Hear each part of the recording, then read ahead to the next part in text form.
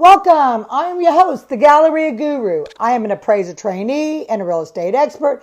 And today I want to discuss with you about property tax here in the Lone Star State. If you're moving here from another state, you need to really take note of this. Texas does not have state income tax. And so Texas relies heavily on property taxes. So it is relatively high in property tax rates. I have seen it as low as 1.5% and as high as 3.8% of the Texas appraised value of a property. There is a difference between a tax assessor's appraised value of a property and appraisal from an appraiser on a certain property.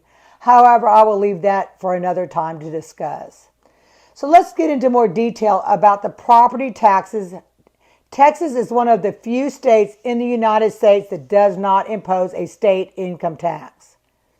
The absence of a state income tax is often seen as a benefit for individuals and businesses. However, it does rely on commercial and residential properties to pay the bills. Texas property tax is the primary revenue source for local and state governments here in the Lone Star State.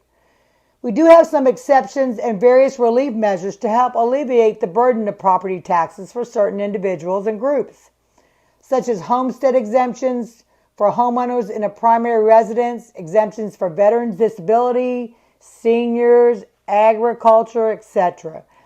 A new law has been passed in November of 2023, Proposition 4, and it was passed for tax relief here in the state of Texas on every $40,000 for exemptions is now been raised to $100,000 in exemptions for your primary residence.